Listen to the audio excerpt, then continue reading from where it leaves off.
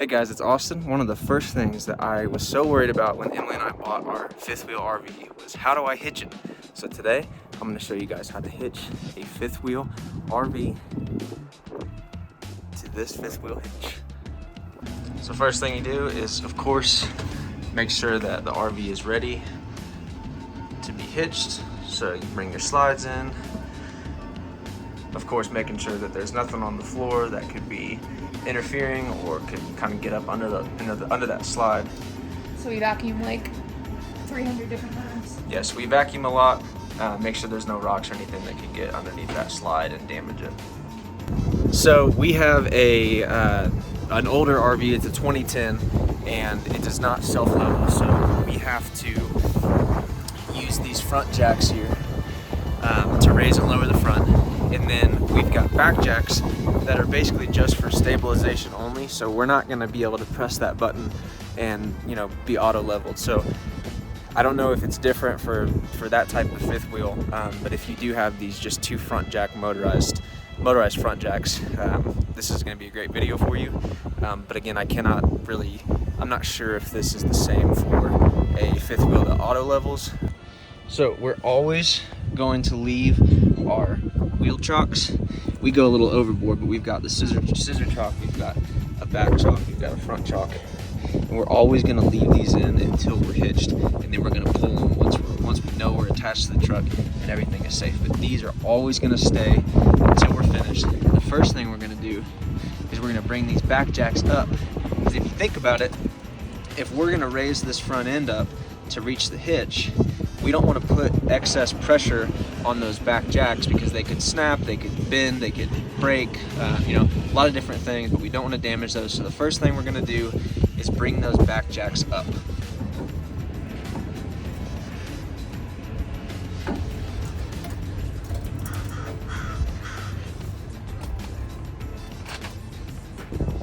Now you can kind of disregard all these blocks. We've got broken stairs right now. We've got a piece that broke off, but always want to stow our stairs, and then we'll bring these blocks back inside. So the next biggest thing I'll remind you guys is that your tailgate needs to be down. If it's up, you'll just run right into your hips. You don't want to do that. Trust me, I haven't done it, but I've seen videos and it is not pretty. So make sure your tailgate is down before you back up to hitch your RV. So I always pop up here. We'll undo our pin. I always leave this stowed closed. I don't know why, I just do. So we'll open up our jaws. You can see there, and we're ready. All right, so next, if you're like us, you've got a little box that houses your retract and extension buttons. So we're going to extend, because you can see we're quite low compared to where our hitch is.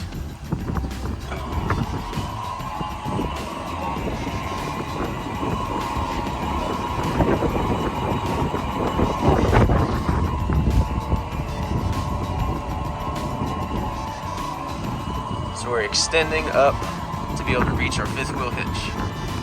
Now, from what I remember when we hitched, when we got here, we had like 6 or 8 inches of front to back leveling to do. So we had to drop this down pretty far.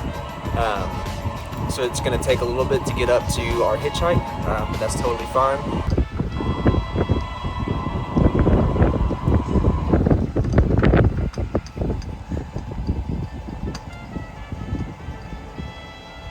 So after I get to a point where I feel like the hitch is high enough, or the fifth wheel hitch is high enough to reach our truck hitch, I then back up, get pretty close to it to figure out how close I am, then I can raise and lower from there. But once I get to a point where I feel like it's pretty close, I'll start to back up into the hitch. Now I've got this bed cover that hides the hitch, so I have to get pretty tall in the truck to be able to see what I'm doing. I can already tell that we're still a little low, but we're pretty much lined up dead center. And the cool thing about this Ford, I'll show you guys here. When you're in reverse, this is the tailgate camera. I can switch cameras to this bed view, and you can see that line is pretty much dead on the hitch. So let's see how we did.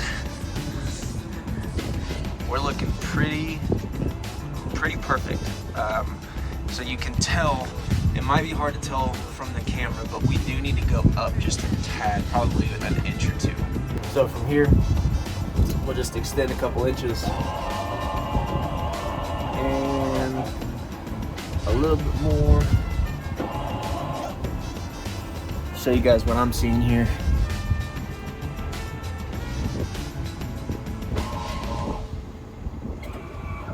That's about what I think is going to be perfect. So next thing that I do is I just back up a little bit more. I get pretty close to hitching. I'll get out one more time, make sure that I feel confident that the height is perfect and that hitch is going to hit dead center. And once I'm good with that, then I'll fully hitch. You guys can see my view from back here. And we're just going to pull back a little bit more. We're about there, so let's go check. So I'm feeling pretty confident this is going to be a great hitch. So I think we'll go ahead and back up all the way and we should be good to go. So you guys can see how it really, once you hitch, it really grabs and locks in. So you can see these jaws, they're underneath that first lip and they're above that bottom lip. So I know that this is a good hitch. Next thing I do immediately, as soon as this is hitched, I'm gonna put that pin into the arm.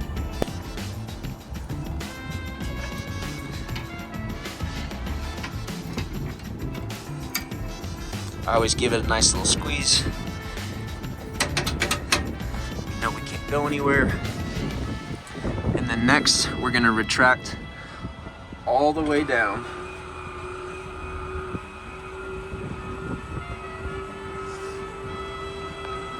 And we'll keep retracting until we feel and see our legs lift off of their blocks.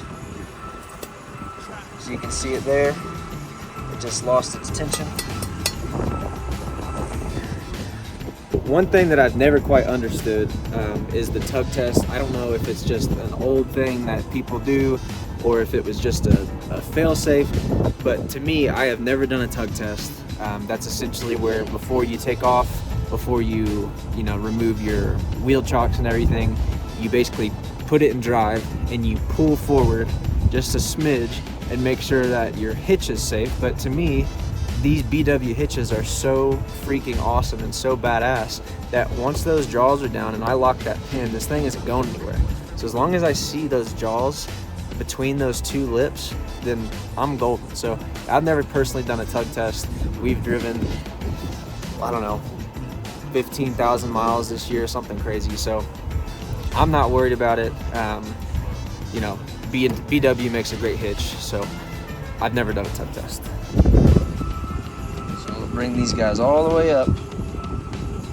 And if you have legs like this, I'm gonna bring this all the way up. I've got lines marked to where my max limits are to bring up. And then once that's up, then I'll pull this pin and push these legs all the way back in.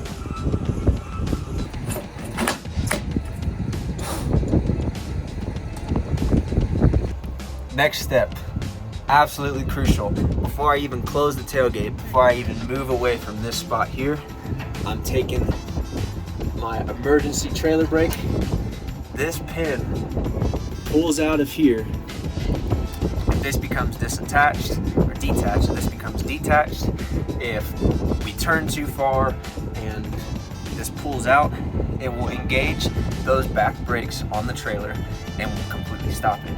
This is absolutely crucial. Where I put this is on the hook inside the bed right here. Securely attached, good to go. And I always make sure that this area is completely clear of anything that could pull this while we're driving down the road. I have the Yeti strapped in. Everything is behind the hitch. I don't have anything loose that could fly up and grab a hold of this. Now the next thing we do, we're gonna bring our wiring harness down and we're gonna plug this in.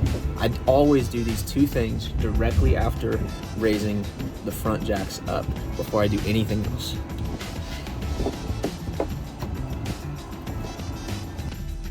Now with the Ford, you'll see you can go into your towing status It does tell you that the trailer lights are okay, but we always still do check them.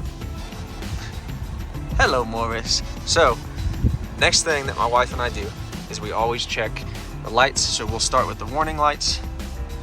Go ahead and turn those on. Then we check left turn signal, right turn signal, brakes, and then pretty much good to go. So now that we're hitched, we can finally take our chocks out. So like I said, we kind of go overkill. We use those 2 chocks and the scissor chalk.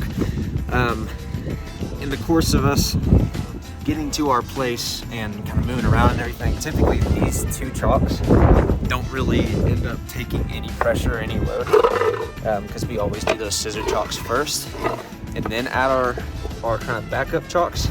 So really these are kind of just for safety, so I can pull these pretty easily before removing those scissor chalks.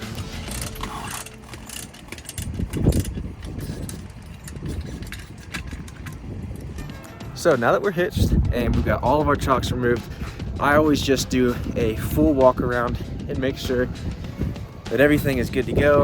All the compartments are closed and locked. I don't see anything crazy. Depending on how long we've been somewhere, I'll probably check the tire pressure, but I know that they're good just because I checked them recently. I make sure that our electric lid is closed. You know, city water connection is closed. Doors are locked. Bike rack is secured. Just kind of do a little walk around. One thing I always forget is this little vent. Closing the tabs on that so it doesn't flap around. I lock the front door.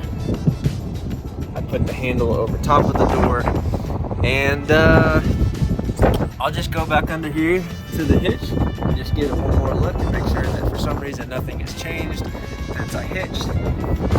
Tailgate's closed, front jacks are up, everything's locked, everything's closed, and should be good to go. So if you guys have any questions, you can follow us, DM us on Instagram at CR Travels, or you can, directly ask your question on the YouTube comments here. See you guys.